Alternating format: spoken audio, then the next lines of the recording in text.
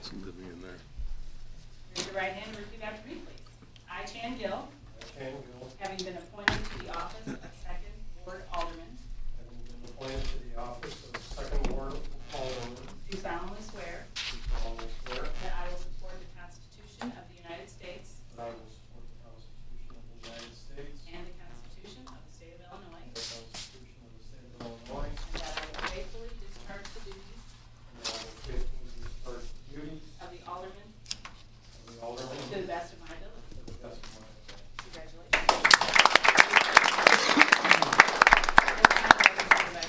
And Anna?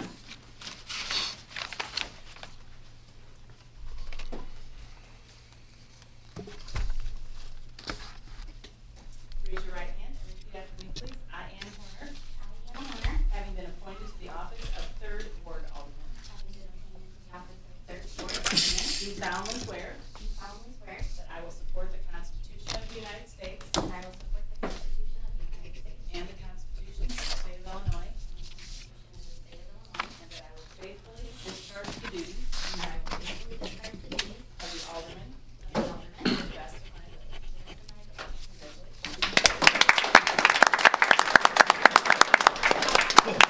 And after the meeting, we'll get a picture of the three of you and myself.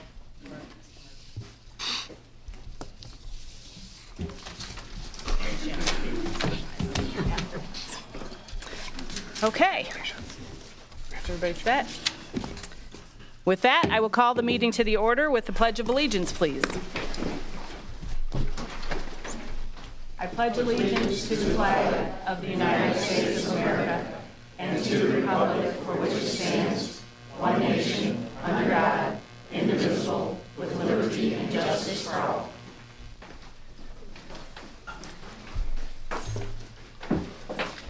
Roll call, please, Kelsey. Giovanini, Here. Barr, Here. S. Horner, Here. Gill, Here. A. Horner, Here. Causer, Here. Cranford, Here. Bradshaw, Here. Howard, Here. Willie. Here. Thank you.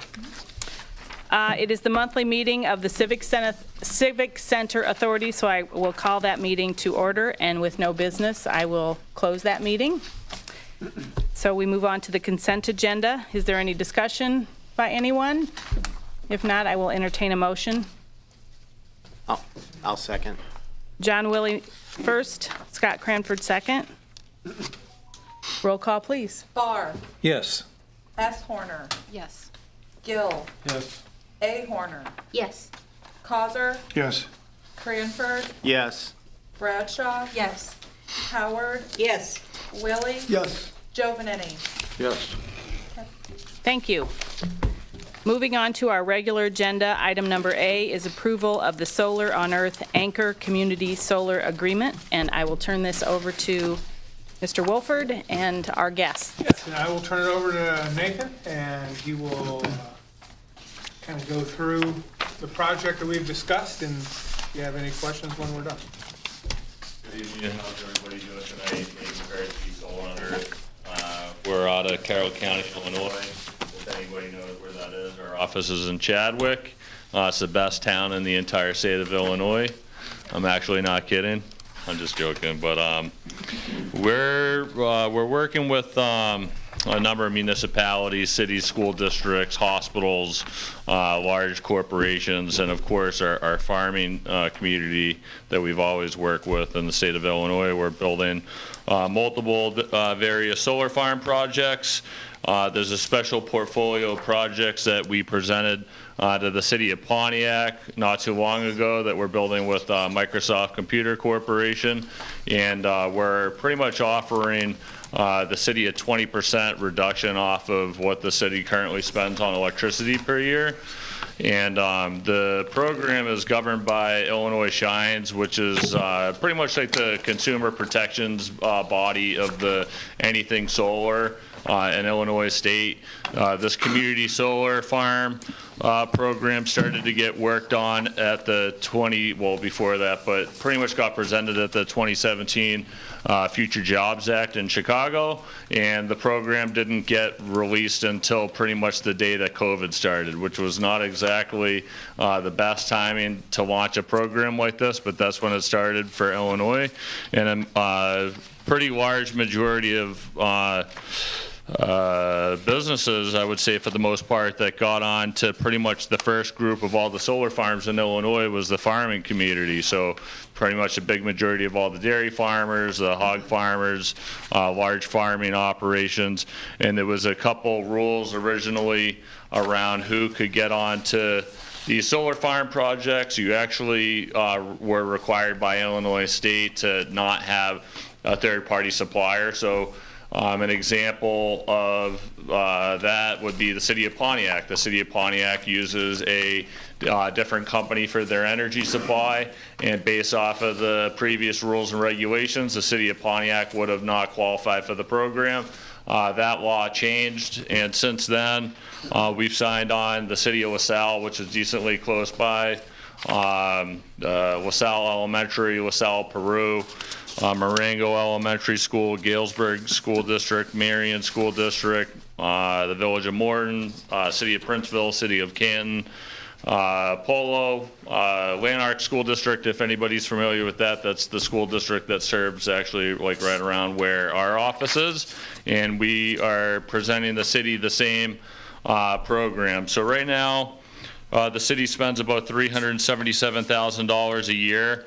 The community solar program would be able to cover 93% of that spend. The city actually spends a little bit more than $377,000 a year. I believe it is closer to about $440,000 a year. There was a number of meters that didn't qualify to get onto the program. The state of Illinois doesn't allow lighting meters to get onto the program yet, so we weren't able to include those. But the $377,000, we were able to do that. The biggest user for electricity for the city of Pontiac is the water treatment plant, which is around $181,000 of that $377,000 annual electric bill. The city will continue to be able to negotiate with any third-party company of their choosing, whether that be Constellation or Direct Energy. They can continue to shop around and get whatever rate that they want to. I'm assuming the electric bill for the city of Pontiac has increased at around a guesstimate of a minimum of 15% since 2020, if not probably 25 to 30%.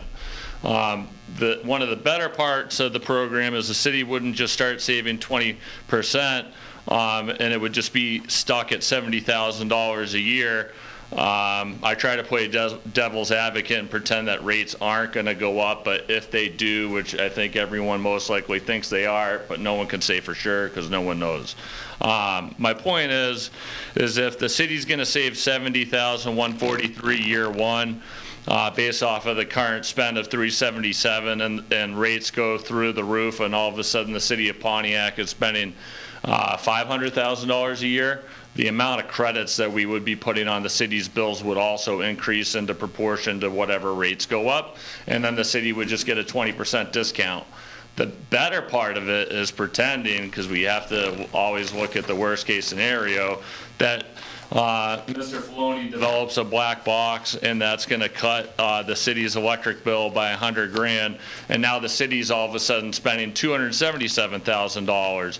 Our credits would also decrease into proportion to whatever rates go down, and the city would also get a 20% discount off of that. My point is the city would never be in a situation where they're spending more on electricity. Looking 10, 15 years down the road, this program does not keep the city from ever exploring doing its own solar on its own property. You can actually do both programs. All that we would require is a 180-day notice, and we would revise the amount of credits that would be sent on to Pontiac's bill. So I'll just give a quick example. The city's spending $377,000 a year.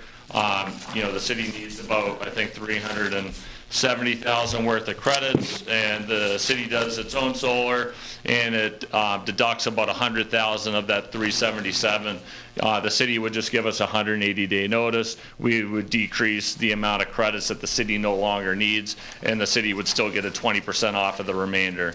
Believe it or not, in Illinois, if there's anyone in the crowd who has solar, because of the way that the agreement works between ComEd and Ameren, no matter what, if the city did 100% solar, the city would still have about 30% of their electric bill from the utility because of the kilowatt hour value that they've agreed on between ComEd, Ameren, and the state of Illinois. So no matter what, my point is the city could do both programs. So if they just had solar, physical solar in 10 years and community solar, you could get 20% off of what's left and then save whatever the city has a physical system. I'm just talking in the future. If the city does ever do alternative electric, this is also a little bit of a different agreement where at any time if the city does not want a 20% discount, the city has the rights to give us a 180-day notice. We take the credits off the bill. There's no termination fee. We just need a little bit of time to find an eligible replacement customer. The market right now for ComEd for community solar is between 5 and I'm saying 12%. I don't think so. Maybe around 11. So we figure it's not very difficult to find a replacement customer as long as we have a 180-day notice to be able to do that. So it's a pretty open-ended agreement. I know I've kind of said a lot. The program originally started in Minnesota, Colorado, and Massachusetts about 12 years ago, and the legislation read this program was designed to provide access to everybody to be able to participate in clean renewable energy.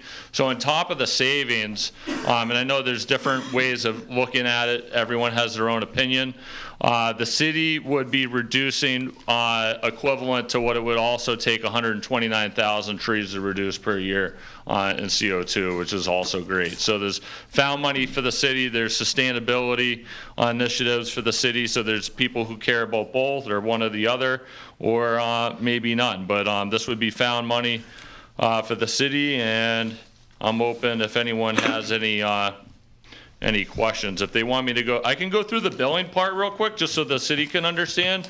I'll give just like a pretty straightforward answer. The city has, I think, about 20 to 30 different meters right now, but we're going to pretend that the city has one meter, just to explain this easy on the finance side. So if the city of Pontiac had community solar today, the average bill for the city for the bills that we're going to credit is $31,426 per month. The only change that's going to be on the bill, on the second page of the bill, there's going to be a new line item. This is one of my clients' bill, a hog farm I've had on the program for about 5 years. This is Bernhard Farms. They're one of the last hog farms south of Chicago. Very well known. They've been around there for a long time. The city would just see a new line item. It will say community solar credit, negative $29,226.18. The reason why it's $29,226, that's 93% of the $377,000 per year spent. So that would get deducted off the total bill. There would be a small balance left over with ComEd and your third-party suppliers. And then that $29,226 that we put on the bill, that doesn't come for free. 40 days later, we'd be knocking on Mr. Wolford's office door saying, hey, do you remember that $29,226 that we gave the city? You owe us $23,380.94 for that $29,226 credit that we put on the bill, saving the city $70,143 per year.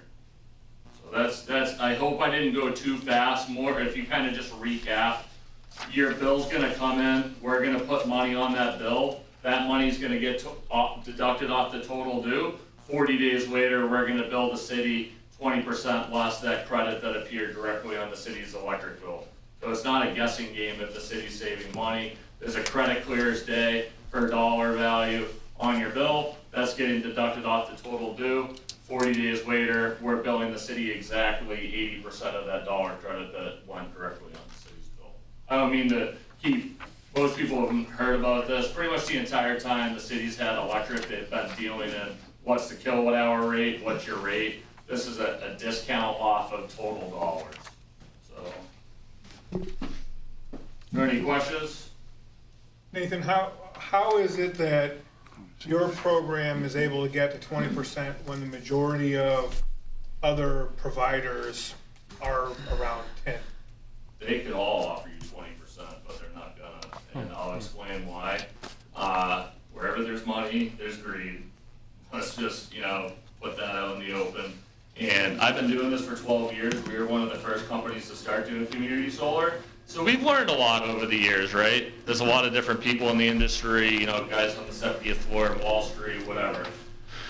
The reality is when we go to build these projects, finance, even though we're building these with Microsoft, we're still getting construction loans, there's different financing in the back office, and guess what their question is? Who's taking the power from the project?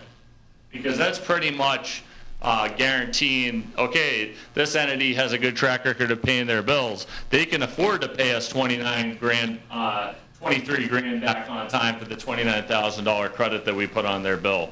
What's one thing that we look at? Typically, we're looking at for a bond rating. The city of Pontiac does not have that. Option two, we pull audited financials and we run those financials through a Moody Shadow calculator, and we're pretty much looking for a BAA3 or greater, which means medium to low risk, and the city is over that. So for those customers, we're saying, okay, and we're only doing 20% on this specific portfolio with Microsoft, just to be clear. There's no like, oh, there's a different option. We do Solar on Earth with other portfolios that we're building, but not with this one. It's 20%, or we're pulling on to a different project. So more or less, Pontiac comes back as no risk to us. So the money that we're saving on the interest side is pretty much being passed back to the city through a higher savings. If you think about, we're getting a better interest rate because Pontiac is our off-taker and their city is not going anywhere. They can pay their bills on time and they're a good customer, more or less. Pretty much, I think, we entered the market at 20% 4 years ago in Illinois, and everyone came in between like 10 and 15, and no one else ever wanted to move up to 20. I'm sure they would like to get Pontiac and then just do it at 11% and then keep whatever the difference is. I mean, that's just all you can kind of think of, That's the reason. There's no risk of doing business with Pontiac. The big thing that came up, especially after COVID, was risk, like who's taking, because we had some huge restaurants go out of business during COVID, a lot of different entities. So the way they started to look at who's the customer on these projects, I would say the magnifying glass came out a little bit pretty heavy,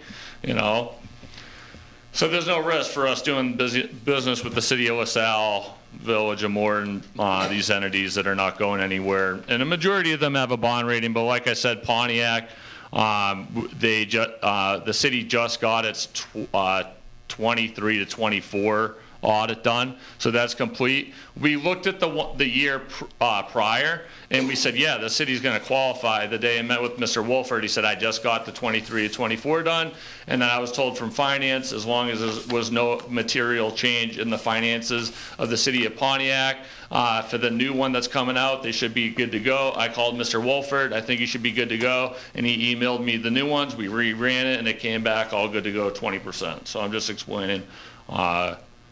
Pretty much option two for Illinois, if you have power in ComEd. That's the other thing. 95% of the solar farms are being built in Ameren right now, not ComEd.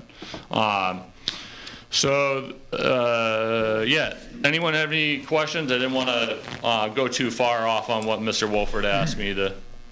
How many anchors do you have? I mean, do you have 20% people, or do you have a lot of little community people? Probably like 100, Okay. So you have all big customers. You're not looking for the mom and pop. Oh, we definitely are, and we're going to do full swing on Illinois. The next program that's coming out is going to be pretty much consolidated group metering. So we're going to go back to pretty much all the cities that we've already signed, and it's going to be Illinois is working out some legislation on consolidated. It might be a little bit too hard to roll it out to a whole city with dual billing, where just like the city will do we'll do like roll out home field, like an aggregate, like to the whole city. We're actually going to be able to roll that out with community solar to a whole city. So we're just going to go back to all the cities that we've already signed on to do all their power and say, hey, do your residents all want a 10 to 20% discount off their bill? We're doing a group. And so that power is going to go pretty quick. One thing I also wanted to mention, which I don't want us to come, hey, we're trying to move this too quick. The program in Illinois is moving extremely fast, probably faster than anyone would, in Massachusetts, when this program came out about 12 years ago, the state said, we're going to set aside a certain amount of money for public off-takers. We're going to set aside a certain amount of money for private off-takers. That way, maybe the municipalities don't have to move as fast as they would like, or they have to, they move a little bit slower sometimes. So what happens, they have to miss out on an opportunity. In Illinois, they kind of gave no thinking to that, so they opened the floodgates to everybody. So if you kind of just look at it from maybe not having a lot of experience in solar, is then, the Casey's are signing up, all the OSF Healthcares, all the Chipotles, and they're kind of, taking a lot of power from these projects. So when you get deals like the 20%, we're moving them pretty quick. But I'm happy that this stuff is set aside specifically for the municipalities, because the first big bulk in between of all the farms that we got on, we signed on almost every McDonald's in the state of Illinois. They're all on this 20% program. And then finance said, hey, nee, we don't really want a lot, like the whole thing to be McDonald's. And I'm like, okay, like what else? And I said, oh, why don't we do all these municipalities, universities, schools, hospitals, zoos, and we've just been going full tilt with the municipalities. It's different because when you're meeting with like a Mr. David Bear and he owns 35 McDonald's, he's going to save 250 grand for signing a couple pieces of paper. They're ready to go. But Microsoft does not want that. They actually are very particular on who's getting onto these projects. So the municipality stuff, they see no risk. Same thing for me. I mean, we know that a school district isn't going anywhere. They're not going away. And I would say they're similar to the McDonald's, where McDonald's, if it shuts down, it's probably a really bad McDonald's. At this point, the McDonald's are they've been here so long that they're gonna most likely be there. And we work with a lot of owner operators. They have 6 to 30 locations. So yeah, sorry to talk about McDonald's. I spent a lot of time working with the McDonald's. They're great people, and they employ a lot of people, 600 to like 1,200 employees per McDonald's owner operator. So they provide a ton of jobs. But if there's any questions, I'm open to any other questions about I just try to talk a little bit more sometimes, because a lot of people have never really maybe heard about the program. They've seen the solar farms, they just weren't sure what the result of them was, Yeah, I got one more. How would this program be affected? Like, I see the governor still committed to Illinois Shines in his last budget, but how would this program be affected if that were to change? Yeah, I mean, that's probably one of the questions I get the most frequently. And what we've kind of figured out, which is not exactly people are excited about, when the ITC, the investment tax credit, sunsets, or if it does or whatever, we actually think that electric rates are going to go so high that that's going to make up for us losing the tax credit, because you're pretty much able to sell power at a higher rate now, because 20% off of, like, the city's all-in rate is like 13.9 right now. So if it goes up to 20 cents and we're still giving the city a 20% off at 20 cents, we're still getting power at like 16 cents or whatever it is. So that's kind of the view. And from what I've seen in the last 12 years doing this, I would say a lot of the customers we signed on in Massachusetts initially, they didn't think it was much of a savings. And then you fast forward 10 years and all their bills have doubled. They're like, this is the best thing that ever happened. So year one is going to be always the most that the city would ever save. But the city wouldn't be excited to just for their bill to go up just so they can save more on community solar. But yeah, that's how it works. It's inevitable. Yeah, I try to pretend that it might, because no one really knows. I don't think, What I can tell you is I meet with a lot of people around the state, and I get around, and I've met Ameren employees and a lot of ComEd guys, and they told, well, guys have been there a long time, told me that they've never seen this amount of power demanded on the grid like ever before, and they just, so I'll give you an example. The city of Aurora right now is building 3 solar farms on their own property. They're getting a land lease, and then they're getting a 15% discount, not 20. And I can tell you the whole city of Aurora, all the businesses, everything, use 500 million kilowatt hours a year. And one data center that they have getting built there uses 500 million kilowatt hours a year. And they have about 4 proposed right now. The city of Pekin also has one proposed. You know, they bought land that the city bought and stuff like that. So economic development does that. There's a bunch of different. So from what I see, yeah, I mean, you know, Ameren and I forget what ComEd is. I know Ameren just announced a 2,000% rate increase on capacity charges this summer. So, yeah. Anybody else got any questions or? So I'm just still not clear on the billing. So the city's negotiated a rate with with a couple of different suppliers. Yes, sir, yep. And then you're crediting back, you're covering 95% of that usage? Is that true? Yes? 93% of the dollars. Okay, of the Yep, dollars, okay. yep. And then that savings is passed on to the city. That money gets deducted off of the total due, and the way that the city is saving money is that dollar that we put on the bill, we're only billing the city back 80 cents on the dollar for that credit. Gotcha. Yep. Essentially, our bill to Dynegy and Constellation will be small, and our bigger bill will be the 80% to them. The funny thing is the supply guys didn't even know what we were doing for the first 4 years because they just see their bill is getting paid. Because it's like I'm walking into the Dynegy office, I'm just putting $1 credit. So they didn't even know what community solar was for about 4 years. Because they're still, and the supply guys from the cities will call me sometimes because they're worried that we're going to chop down their kilowatt hours so their commission goes down, you know? And I'm like, don't worry, we're not doing that. We're just reducing the amount that the city owes, you know? So it's, yeah.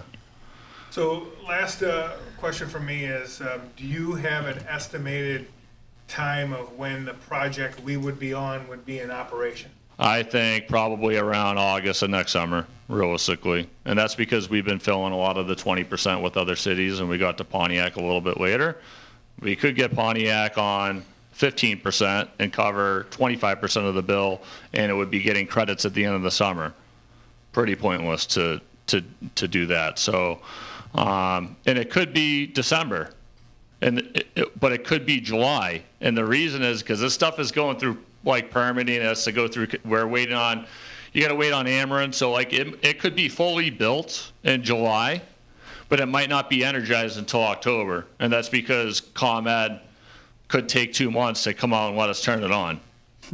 So like after it's fully built, the city that is getting built in, they come back out, they do their final building and electrical inspection, and they sign off on it, and then we file interconnection to ComEd, and then ComEd pretty much comes out to throw a switch because they have to be the one to energize it because it's going onto their grid. You're building the solar farm panels to cover this, what you see the city currently using. This is a great, this project is actually going to be probably almost triple of what Pontiac is going to take. So Pontiac's going to probably take about 30%, maybe 38% of this project.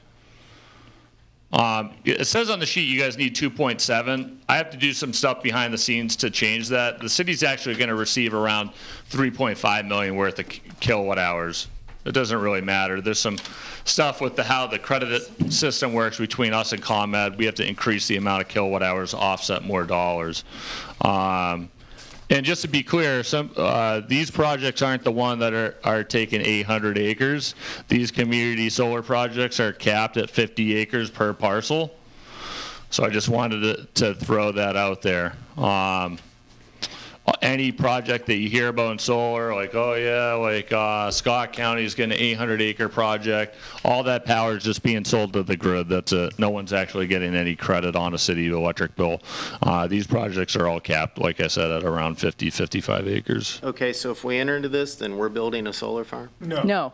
They're building it, we're just. Where's going it being to- built We're just a at? We're customer. gonna, yeah, we're going to be, Where's it gonna be built at? I'm not sure which project, we have to fiddle around with some of your bills to, almost like a Tetris piece to figure out what fits on what. You're most likely gonna go on a project we're building in Woodstock, I'm assuming so. So you've already started the project, you just don't know which one we're gonna be assigned to? Yeah, I mean, we're filling like 3-4 solar farms a week just on this portfolio, so sometimes it's hard to figure out which project you're gonna go on until we get all the final kilowatt hours and figure out how it fits onto the Tetris piece, you know? Like, there's been some times where a city might have one bill that's 181,000, and then they might have 15 bills that are 150 grand. So we might put that 181 on one solar farm and then the other 151 on the other farm. So you actually might be on two. I think you're gonna be on one, but we will figure that out. So the delay then is to get the solar farms built so that there's energy to use. I'm sorry, ma'am, do you mind repeating that?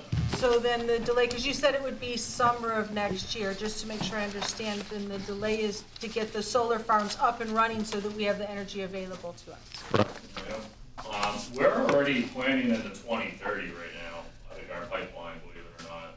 So, start stuff, go ahead, ma'am. Where is this solar farm going to be located, or where are these 3 or 4 solar farms going to be located?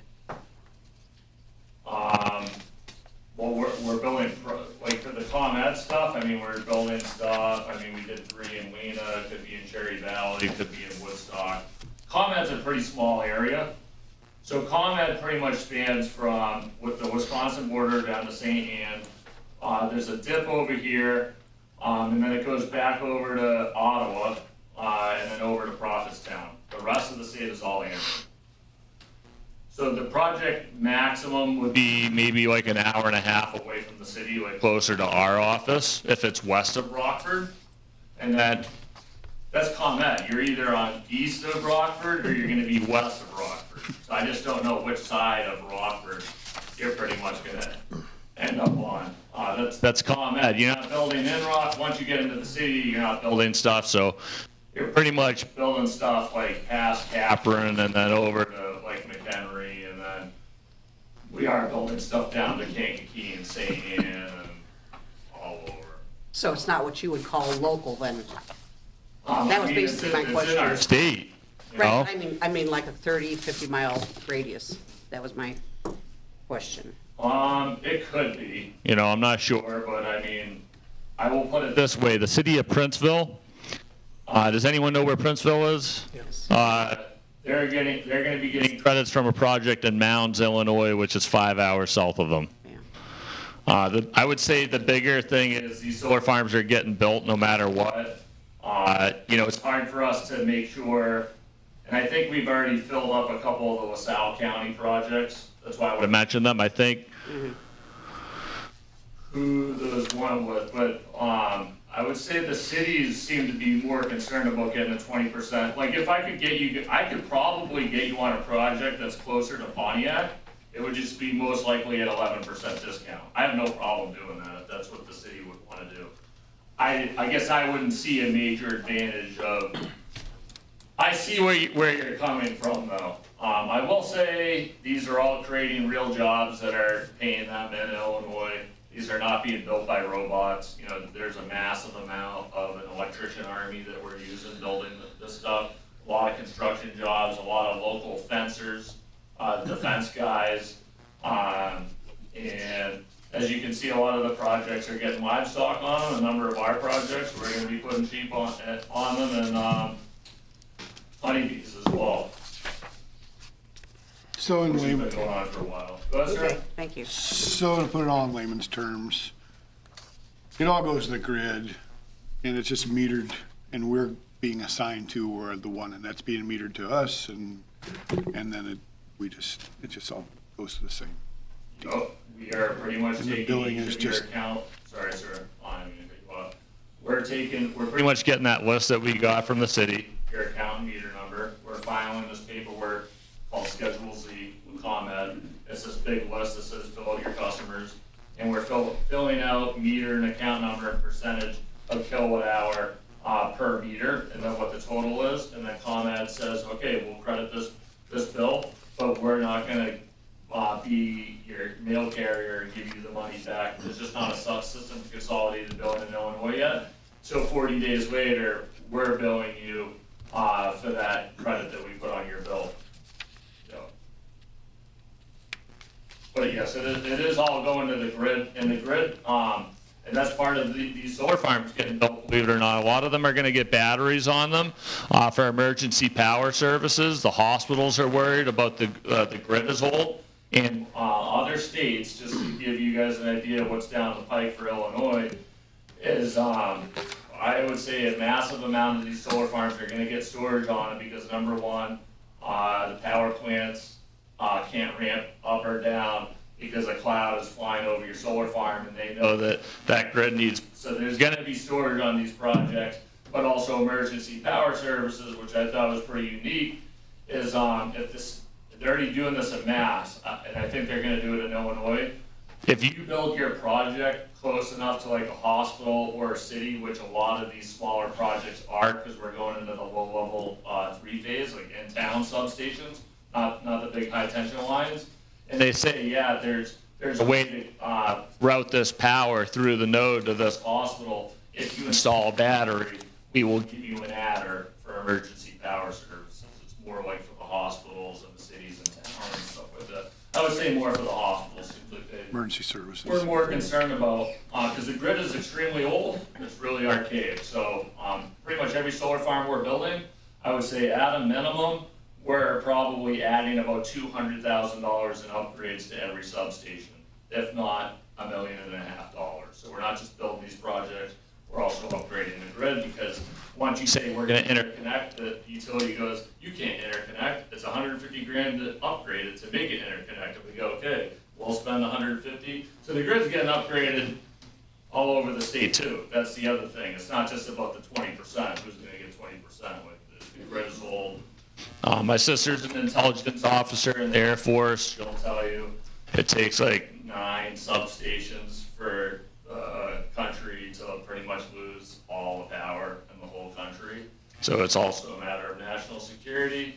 Like I said, the grid is old. The more research you do on the grid, you'll be like, yeah, storage is one of the next big things that needs to be figured out for the grid, or there's going to be big problems. So, Couple notes.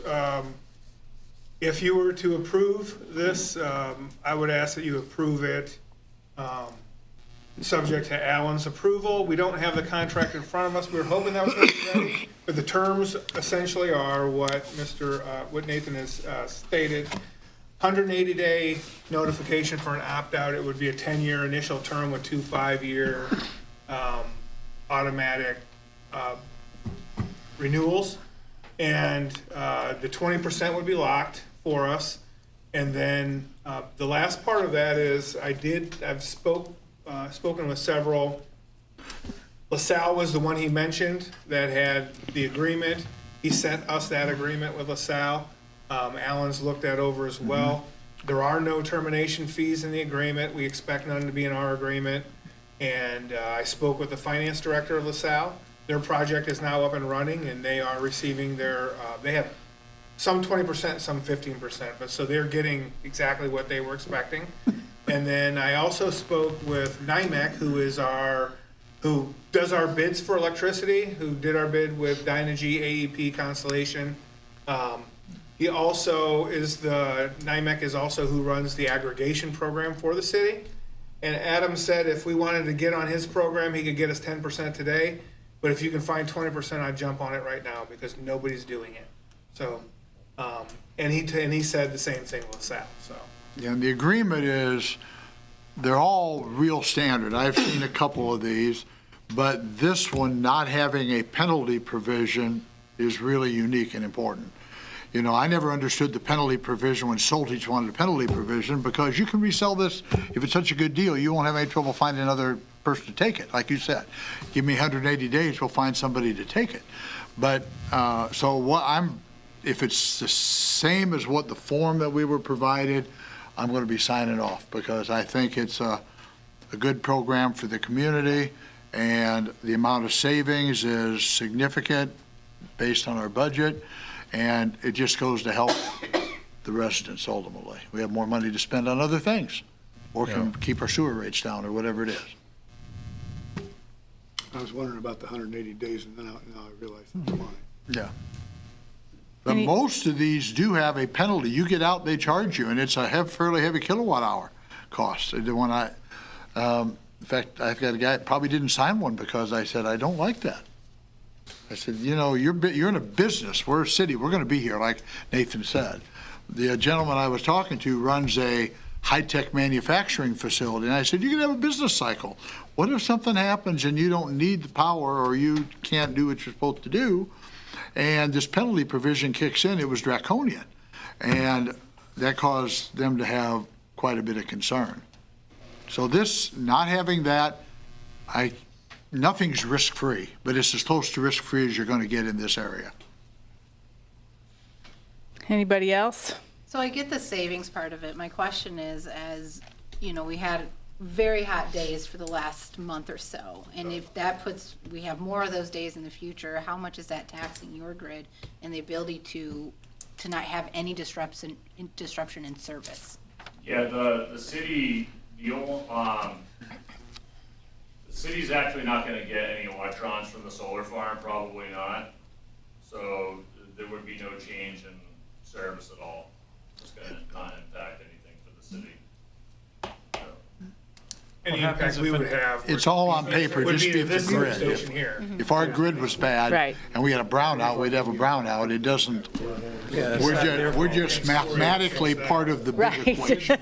Yeah. It's not going to be possible. The only thing is, when they want the battery back up, it will be. So if there was an act of God to take place, a tornado, a hailstorm, a derecho, at the facility where we were tied to, how would that affect us? The city just wouldn't be getting any credits from that project. So the whole 12 years, you tell someone you've been doing something 12 years, like to a farmer, it's not a long time. In community solar, it is. The whole 12 years we've been doing this, we've had one project go down. I've seen a couple more, and that's because meters have been hit by lightning. And we've had to wait, worst I've seen, 2 months for the utility to come out to swap the meter. I hate to tell you guys this, but it's a reality. You could be the 1 out of 100. And we can't be switched to someone else's farm. No, because they're already full with other subscribers. Yeah. And So this that would be thing is physically connected to a substation. Yeah. And you can't change that physical connection. It's going to that substation. So isn't So the it's biggest dedicated. problem with the grid not so much the substation hardware as it is the transmission lines themselves? Sorry, do you mind repeating that, sir? Isn't the biggest problem with the grid not the hardware of the substations, but the actual transmission lines themselves just simply don't have capacity? Both, you know. We're going into like 13.2 kV lines, like 3-phase. So if there's no 3-phase, we're not building a project there. We're also not going to spend a tremendous amount of money bringing 20 telephone poles of 3-phase in to a property, because finance is saying, hey, can we find another project that doesn't need 20 telephone poles extended with 3-phase? And then you might be maxing out the substation anyways. I would say it's a pretty good split, but honestly, it only takes about two solar farms to kind of max out a substation. Believe it or not, we had the whole community solar program on hold in Massachusetts and National Grid for 3 years because we maxed every substation out, and then the utility had to go into what's a group study where they had to do a massive overhaul study over the grid because they just, they needed to make sure. And there was they figured out that these substations needed way more upgrades than they thought. We're rolling this program out in New Mexico. That's what they're finding out right now. Almost every substation we're going to be connecting into needs an upgrade. So they're like, wow, good thing we did this community solar thing. the grid's pretty old. It needs upgrades. So we, like in New Mexico, I think like 80% of the projects I've heard of need an upgrade on the substation. So you're not going to really upgrade any lines, I would say. They're not going to spend that. I'm assuming that's like big money to like change your voltage level. The only upgrades I see are two. Number one, actually upgrading the substation. And number two is adding more three-phase, bringing more poles in, you know? And while this doesn't really affect us because it's local and if our farm is not necessarily in Pontiac, in speaking with Trajectory Energy recently, they indicated to me, at least locally, like for example, Streeter's substation has been full for a long time, so you're not going to see a lot of solar farms over there. They have a project that they were working on right next to Motorola subdivision that's on hold because our substation's now full. And so there's an upgrade coming, but ComEd wasn't willing to give them a timeline of when that was going to happen. So they're like, we're not spending the money until that actually happens. So that's kind of the story right around this area is these substations. And there's a lot of people that have signed these solar leases and are finding out the company gets their pre-letter from ComEd that there's no capacity. They don't have they don't have the capacity to receive it. So they're getting Dear John letters on their contract saying, hey, we can't build this thing because we're not going to spend $800,000 to help upgrade that substation. You know, you're throwing $150,000, $200,000, but you know, one of them, several $1 million upgrade for row, you know, to do it. And these folks are kind of had their hopes up, and the infrastructure's letting them down. Yeah. So the position we sit in is we stand to save 20%. If something like that were to happen, we're no different than we are today. Yeah, you're not losing anything. Nothing ventured, nothing lost. Right. No, I think that's a significant savings. Is that a motion? Oh, I would make a motion to To authorize the mayor to execute the necessary agreements with Solar One Earth, subject to approval of the form of that agreement by Mr. Wolford and the city attorney. Okay, I have a motion by Mike Barr, a second by Jerry Causer. You love my motions, right? Roll call, please. Cranford. No. Bradshaw. No. Howard. No. Willie. Yes. Jovanini. Yes. Barr. Yes. S. Horner. Yes. Gill. Yes. A. Horner. Yes. Causer. Yes. Motion carries. Motion passes. Thank you guys for your time tonight. I appreciate it. Thank you. Thank you, Mr. McCarthy. Next. Okay, on to item number B, approval of a license agreement with Noah Nelson at Route 66 Roadhouse Outdoor Cafe. So we've been talking with Mr. Nelson and the opening of the Route 66 Roadhouse.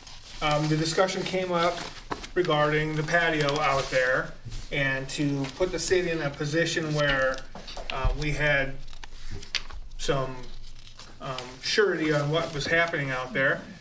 We took a look at some revocable licenses that we've had in the past and adapted it to there. If you notice right now, there's no patio furniture out there. Part of this was we wanted to make sure that that area was available. If they're not open, that the public has access to. Let's say we have an event and Route 66 isn't open, that we don't put ourselves in a position where they just have exclusive right and then we can't use our own property. So part of that was to work a deal with them. We'll provide the patio furniture. It was about $9,000. And that furniture then is ours and it's being put on our property. And then the license agreement with them would give them use of that for service for their restaurant. Gets that block up and going, and it gets a little redevelopment over there. In terms of TIF money spent for getting a business on their feet, $9 grand's not really a lot. And so Mr. Nelson was happy with that. And we would propose that you adopt this revocable license. So he's able to use that patio area while they're open, and then the city can use it for our own ventures when they're not. Is there anything in there about damages by his So, customers? or yeah, anything he like will that? have to maintain the area and maintain it. We talked about that it would have to be maintained in a condition that is safe for patrons and for people. He'll provide us, we already have actually his certificate of insurance, which names the city as an additional assured.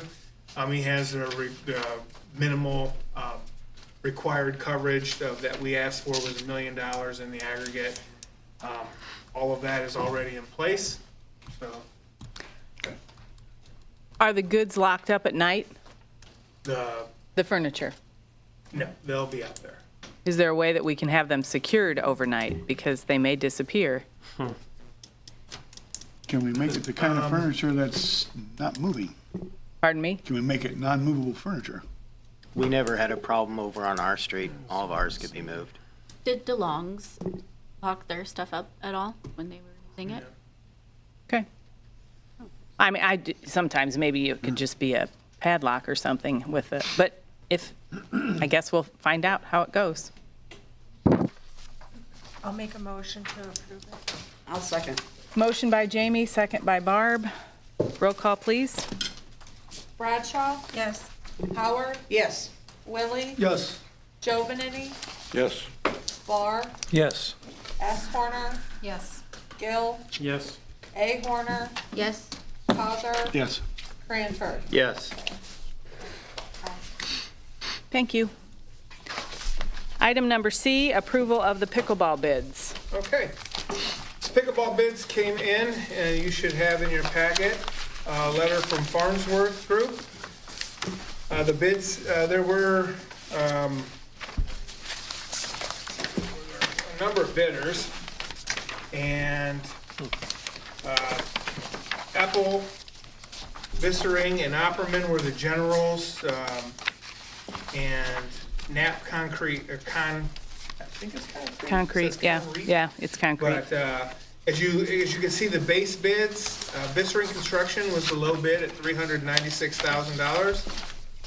And there were a number of alternates, and some of those alternates were to control the budget. One of the first alternate you see there was a deduct cost for a concrete pad and a trail series shelter. That is, if you recall, we talked about everything. You remember in the beginning, we talked about everything being up against the building and doing some shelter there. And then we discussed how that may absorb all the heat and it's going to be maybe dreadful over there. So we moved that shelter to the west side, and that would be deducting, that alternate would be deducting that shelter over there. The alternate number 2 was the additional cost to install a Cushion X pickleball court 4mm padding system. We thought we might as well at least include it as an alternate to see how the bids come out on whether we can install that cushion to padding or not. Alternate 3 was to deduct the cost of labor and material for the bottle filler station. And then alternate number 4 was a deduct for the cost of any landscaping. So ultimately, Farnsworth, and we spoke with that, and I was in agreement with them that our best course of action on this would be to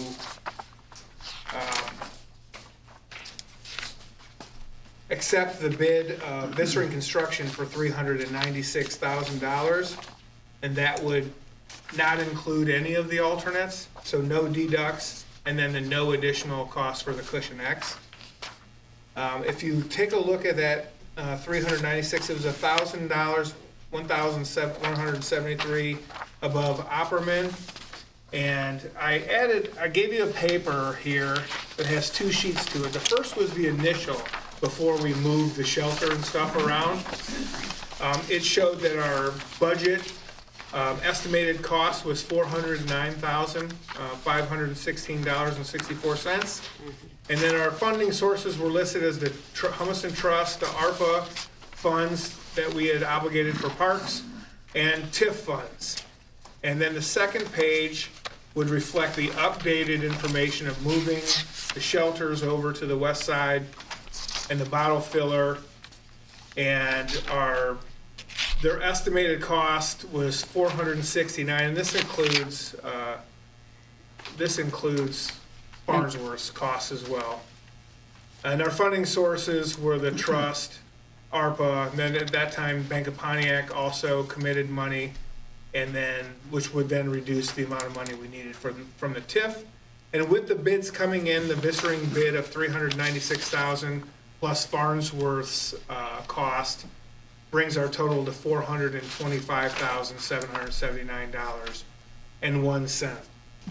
And so, our recommendation would be, what we really did is, we were at $112,000 in TIF funds in the first iteration of this, and while this went up from 409 to 425 with the Bank of Pontiac, brings us back not quite to 87, but we're also not at 112 from TIF fund, so we sit in pretty good shape. One thing I just want to add to it is the demolition of the existing splash pad is part of the project, and we don't know the value of that work being done, but we decided not to do it in-house because of some of the intricacies with the plumbing and whatnot there. So it really does add probably a good chunk of, I mean, not 100% of this, but it may be $30,000 or $40,000 of the part of the program. On this page, demolition is the very top.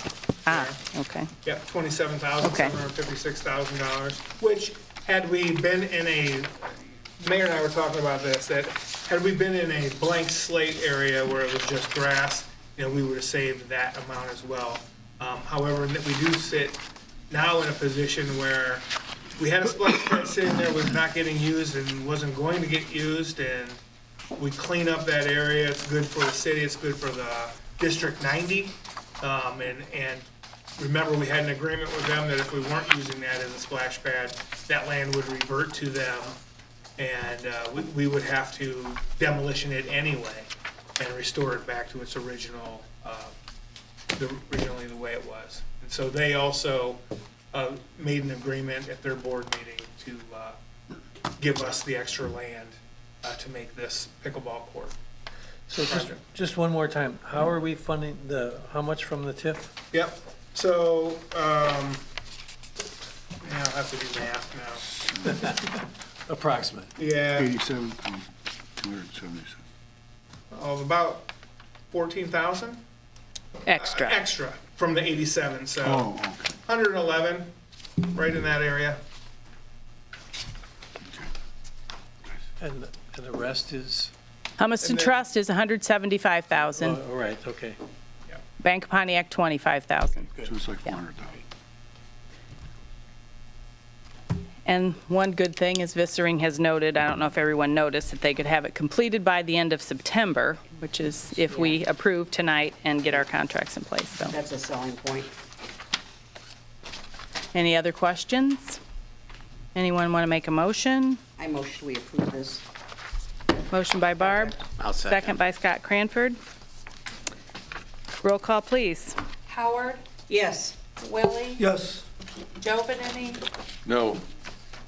Barr, Yes. S. Horner, Yes. Gill, Yes. A. Horner, No. Causer, Yes. Cranford, Yes. Bradshaw. Yes. 8-2. Motion pass. Thank you, everyone. Good luck to the pickleballers. Item number D, approval of the park's purchase maintenance coat for the splash pad surface, and it looks like Mr. Beckman is ready to tell us what's going on. Good evening, council. Yes, well, the surface on the splash pad, the playground, the pour in place it's called, is starting to marbleize. There's like BB-sized pieces of the material coming up, and it's normal wear and tear on that. And to prevent that from happening, we need to put this coat back on top of it. It's a resurfacing.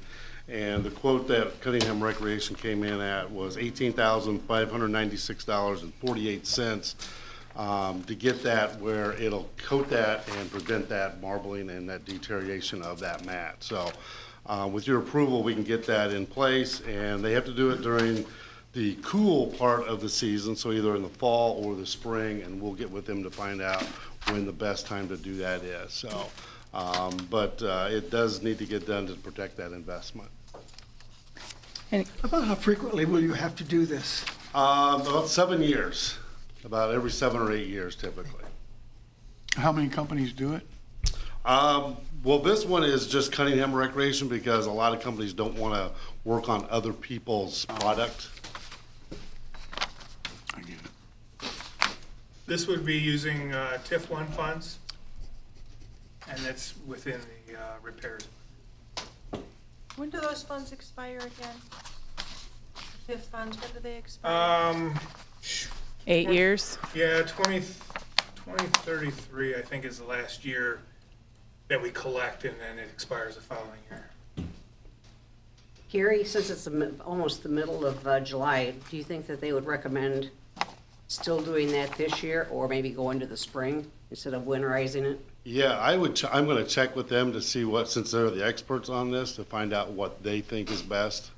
Yeah, whatever their recommendation is, because my kind of thought is, it's like, why do it this, say, October and allow the winter to wear on it? So, Right. Because for me, but then again, I'm not the guy putting it down and know all the ins and outs of all this. So I'm learning though.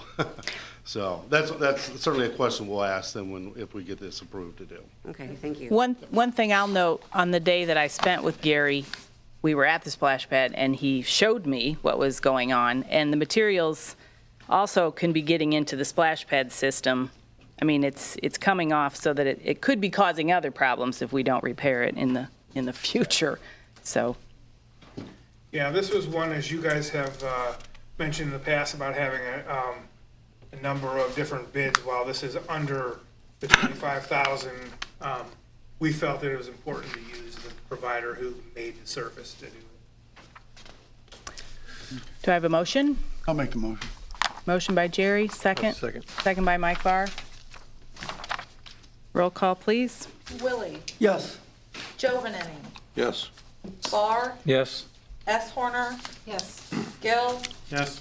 A. Horner, Yes. Causer, Yes. Cranford, Yes. Bradshaw, yes. Howard. Yes. Thank you. Thank you, Gary. Item E, committee report of the special housing study. Scott? Well, we had the meeting. We're not going to have the second meeting of this month until after the Amy comes. So we didn't want to have another meeting. At that meeting, we're going to go over this proposal that Mike has put together from Bloomington. And we're waiting on the land banks to get those proposals. So we can also look at those and get those to council. So hopefully we'll be getting that very soon. I was And- at that meeting, and are you joining the Kankakee Land Bank? I think we're going to get the proposals from Them two, indicator. so we can see what would be the best bet for us. Okay. No decisions made yet. We'll all decide. You all Yeah. decide. Did you have We- thoughts on it? We did Frank? talk to Champaign. Did you have thoughts on that, or? No, I was just wondering which way they were leaning. Yeah. But yeah, we'll have to look at the proposals and see we'll have to look and see what's best Yeah, for when's us. that meeting again with Amy? The 30th. Wednesday, July. July 30th. Right, okay. Just clarification there. That it? With That's that? it. Okay, item number F, approval of the social district parameters. And this is just a recap of what we did with the social district at our last meeting. And if everybody is good with the parameters we had put forth, then we will send this on to Alan for an ordinance to be drafted that we would formalize the whole process at our next meeting. And we didn't really change anything from, I mean, there might have been some typos. We've kind of left off the potential right now for anything at Humiston Riverside Park connecting because of the logistics of that. So we'll start with our downtown, and that will be our pilot, essentially. Do you need a motion? Yeah, that would be great. I'll make a motion. Okay, motion by Jamie. I'll second. Second by Scott. Roll call, please. Giovanini. No. Barr. Yes. S. Horner. Yes. Gill. Yes. A. Horner. Yes. Cosar. Yes. Cranford. Yes. Bradshaw. Yes. Howard. Yes. Willie. Yes. Thank you, everyone. Alan, now you have work to do. Yeah, there you go. Item number G, the Art Cars project update, and it looks like Liz Vincent is here to tell us about the Art Cars. Good evening, everybody. So the art car, first off, the art cars are here in town. Thank you, Chris. They have been delivered, and the art car committee met on July 2nd. Barb is actually our council representative, so Barb, if at any time you would like to jump in, feel free. Okay.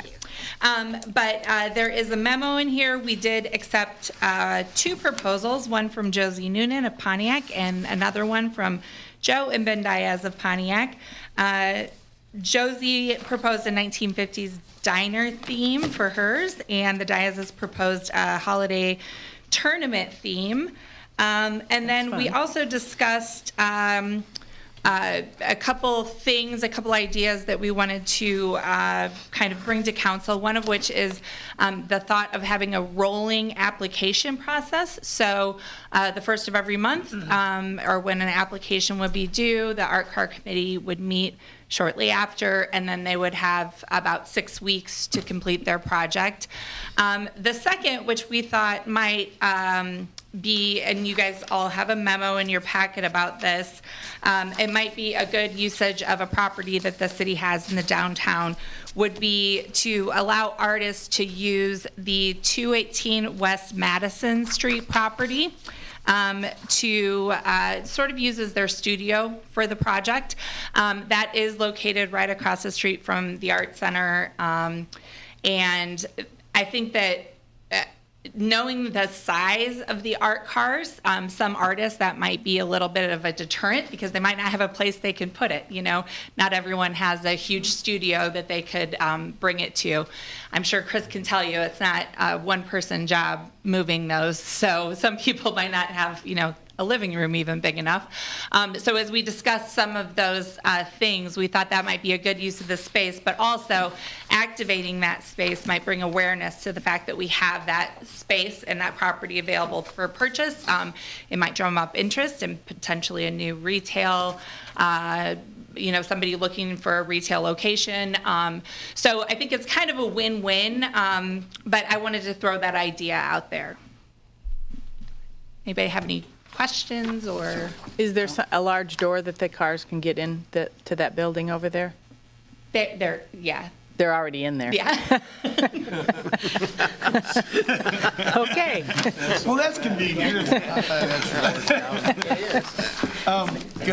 So, did you guys settle on one of the themes, or are you going to do both? Or? Yeah, no, both of those, we accepted both of them. Yep. Can we do both? We're supposed to have 5. Yep. And so we have 2 now. That's why we decided to go with the rolling applications.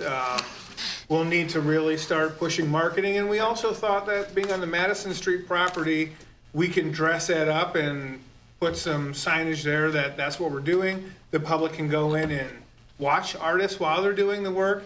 And hopefully that'll help get the word out that we're still looking for some artists to give us some proposals so they can do a car of their own. Just to let you know, I've already since received another proposal and I've received another inquiry for more. So it's just, I think, the deadlines and stuff. And that was one of the things we discussed with the committee. You know, everyone's lives look different. And so maybe the time period wasn't quite right or something like that. So. Okay, cool. Do you need a motion on this?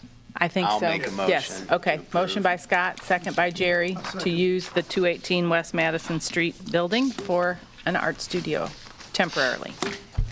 When they're already, Roll call, please. Barr, Yes. S. Horner, Yes. Gill, Yes. A. Horner, Yes. Pauser, yes. Cranford, Yes. Bradshaw. Yes. Howard, Yes. Willie, Yes. Joe Vanini. Yes. Thank you. Thank you, council. Item number I, approval of the archaeological survey at the ambulance substation. And it just keeps going, right? Yeah. I'm told that this should be our last hurdle prior to the release of funds from the USDA, and then allowing us to go for bids. So the archaeological review was required by the state. And so in front of you, you have the cultural resource analysis. This was provided to us by Farnsworth. And in this, the cost proposal is on a time and materials basis not to exceed $4,335. That would get the report done, submitted to the USDA, and submitted to the State Historic Preservation Office. Get those approvals so then we can move forward to the next step. Do they not realize that's been plowed in the spring and cultivated I was just thinking that, it's like, tilled in the fall? This is not a thought out for this project, it's a general rule. Showed some photographs of that going back to I think maybe the 20s, as far back as I think as they had handy, and it looks like it does now, minus the water back there from the. I mean, there's an interstate that's There gone. was no interstate back then. But, I mean, since that time an interstate's gone through, Yep. what do they expect to find, or what do they? Requirement. It's a requirement. They don't expect to find anything, but if they do, Bureaucracy. they'll put where the it's brakes at, on. the survey wasn't already done. Bureaucracy. Does this say that if Interstate they highway. find something, it's If there was theirs? one. This, basically, if they find something, it could pause a project for further research. Like, let's just say they found an ancient burial site there. Then that would have to, there would be a process that would have to Or a go through. dinosaur book. One, we wouldn't be building on it. And Yeah, we'd be starting over.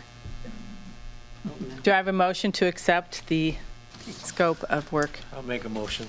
Mr. Gill Reluctantly. and Mr. Barr. Roll call, please. S. Horner, Yes. Gill, Yes. A. Horner, Yes. Causer, Yes. Cranford, Yes. Bradshaw. Yes. Howard, Yes. Willie, Yes. Joe Vanini, Yes. Barr. Yes. Thank you. Mayor's comments. I have a few things.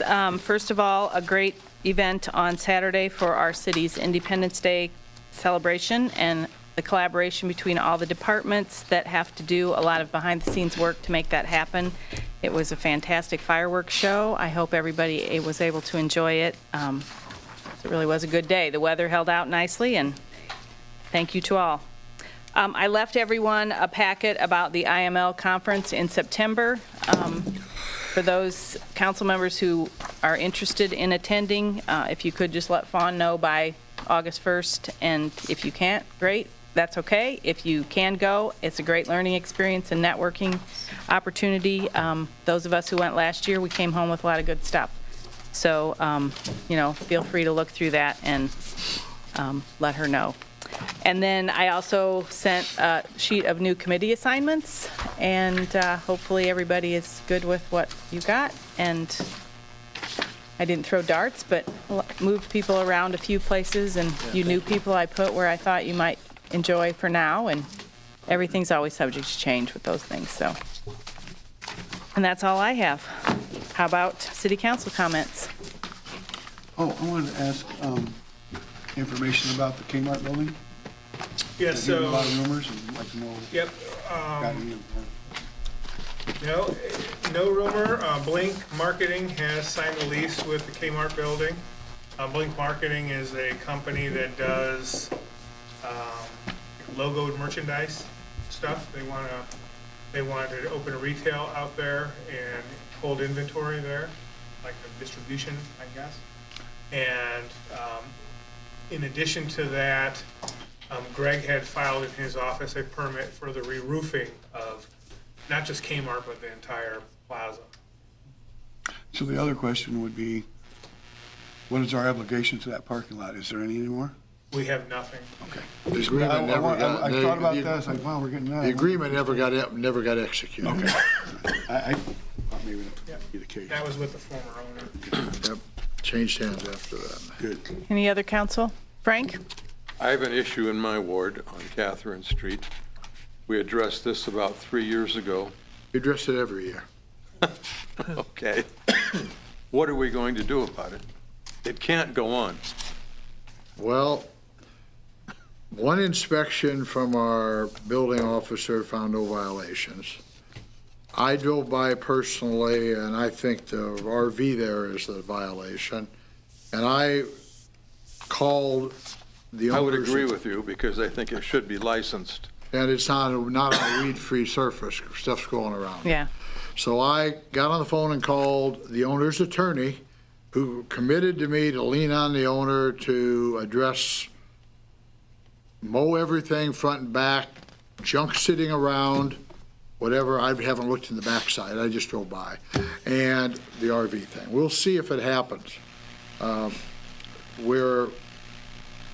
This is cleanup season,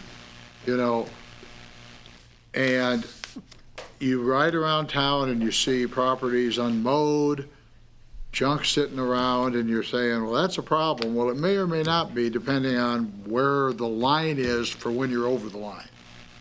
But the fact of the matter is, in the summertime, we have a lot more of those problems, a lot more demands on time.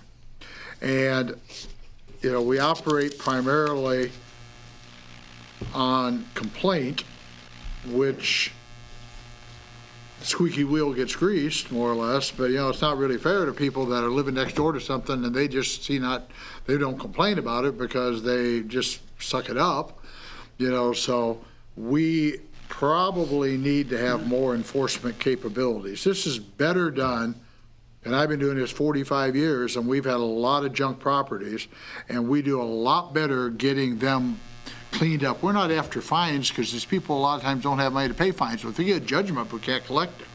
And we put a lien on the house, but the Bank of Pontiac has a mortgage on the house. We can't get anything unless they sell down the road or something. So this is really, Kelly and I have had a conversation about this. This is really best addressed by having staff capacity to be able to stay on the problem. In other words, knocking on the door, calling.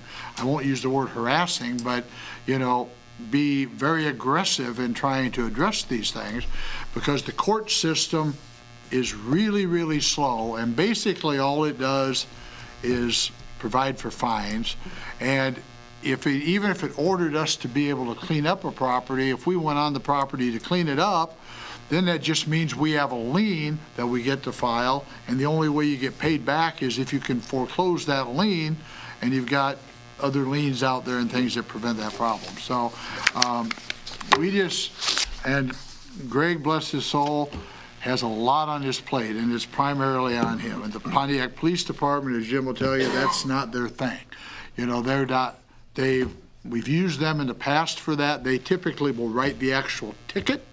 Wouldn't have to, but they'll typically write the actual ticket. And then I've got a monthly OV date. Every month I've got a date I go to court on Pontiac OVs. We schedule at the beginning of the year, once a month for the whole year. And so far this year, the ones that have gotten to court have all been dog violations. And there are a lot of them. I mean, we get it's an ungodly amount of running at large dogs and things like that, but that's by far the most prosecuted matter, because we get complaints, somebody got bit, a dog got bit, chicken got eaten, whatever it was, So we do need to look at the enforcement, because you don't have to be paying attention to see the problems, Frank.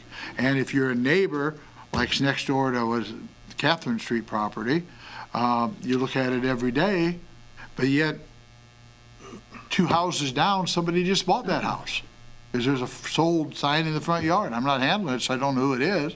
So it didn't deteriorate the neighborhood enough. But I think what the neighbors have to understand is that they may keep their yard looking like a show place, a golf course, whatever, a country club. That isn't the standard.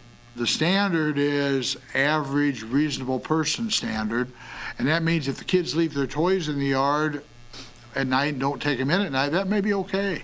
That's just what people do. And then some people, when we've had these prosecutions in the past, we'll literally have a follow-up thing with the court, and these violators will come into court just giddy that we got it cleaned up.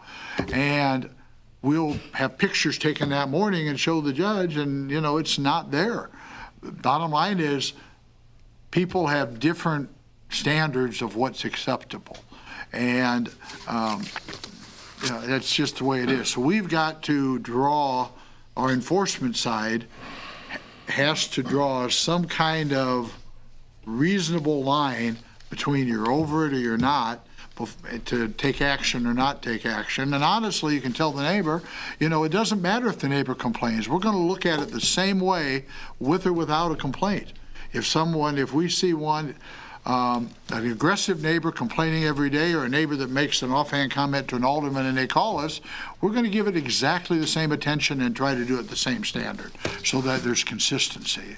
Not fair to be inconsistent. Well, and I mean, it's a matter of taste, too. No, Mm-hmm. somebody paints their house purple. You know what I mean? That could happen. We can't stop that.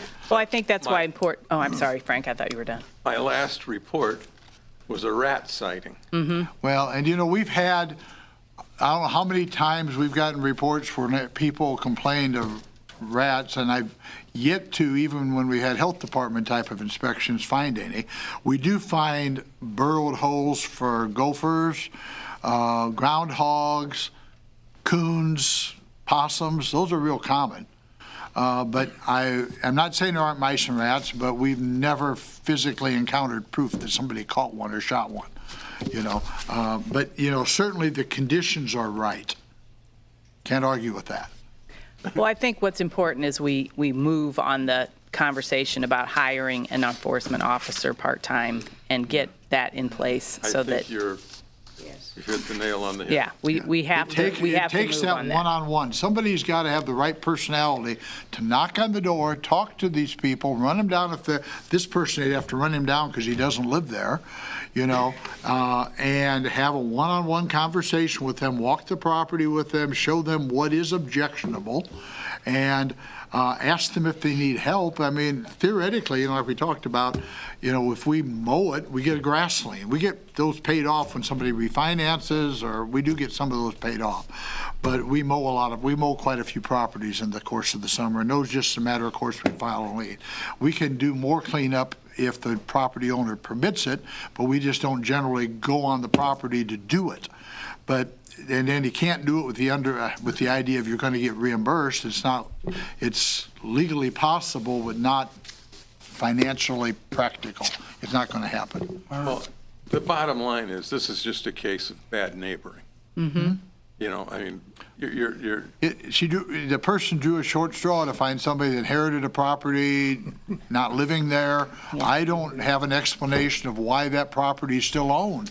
If I had a property that was livable in a decent location, I would have sold it and put the money in my bank account instead of paying taxes and insurance and whatever. I don't know what it's like inside. Maybe it's a storage shed. I don't know. But supposedly, the pipes froze one year and there was water damage. That so is possible. Water damage, there's black mold. Mm-hmm. That's possible, and it's possible he didn't have it insured. Without doing an inside inspection, we wouldn't know. And, honestly, the neighbor only complains about the outside. Yep. So that we can do. But I do know that it's extremely time consuming, and if you're going to try to get results, it's just like a good salesman. He has to come here, make a call, and explain what they need. Our representative has to carrot stick a little bit and get these people's attention that this is not something we're going to let go of, and they got to do this, or we're going to be under case on an ongoing basis. And people don't like to have a lot of attention, I guess, for lack of a better word. That would be a good reputation for us to have, though. Yeah, but it takes the right person to take that job. Jerry? Do the police officers carry tow stickers with them for illegally parked vehicles that have been there for too long?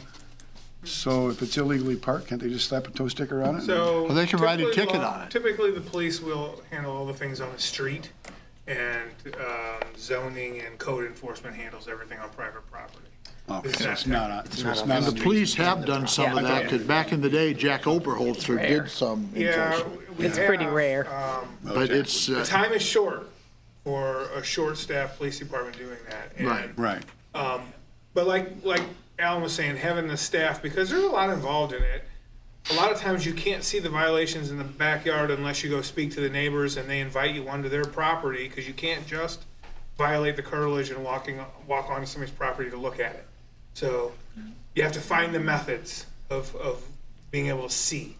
And so it's working with the neighbors and the neighborhood. and those people Takes that time. have the problem are going to say, well, if you have to go to the neighbor's house to look over my fence to see it, why is it a problem? You shouldn't be looking over my fence. So, you get that. I guess The neighbor has we to could look drone over. it too, Yeah, I right. guess. Any other council comments? So I've, Mike? I have one more in Ward 1, and that, of course, is the home park on water and the unfortunate loss of water service. Okay. What's the update there? Last update on that is when I was notified that there was a disconnect notice put on the trailers out there, I contacted Jade Martin from Florida, and he said he was aware that that had taken place, and that Joe, the owner, was supposed to make a payment to Illinois American today. I had Teresa last check that around noon, and it hadn't been made, and so since noon on, I don't know whether he actually made that payment or not. In the past, he typically comes through 11th hour. So I'm holding out hope on that. And otherwise, I've then spoken with Eric Reintz, and he's basically got the case kind of put together that should there need to be any review by the state's attorney's office, or actually any criminal type violations that Yeah, we I would saw be in his a email. position for Yeah, that. that's a good step on his part. Yep. And remember, we had that manufactured home park statute we talked about before. The state's attorney is authorized to enforce that. So it has to be enough for the state's attorney to build the case, get their attention, and to be willing to actually conduct a prosecution. Last week, I talked to Jade, and he advised me that the plumbing and sewer issues have been corrected at Sandy Creek, and that he was finalizing his contract with a plumber to work Riverside. So, now, he hasn't addressed the condemned trailers out there at Sandy Creek yet, but my understanding is the plumbing and sewer is done there. Anyone else? Barb?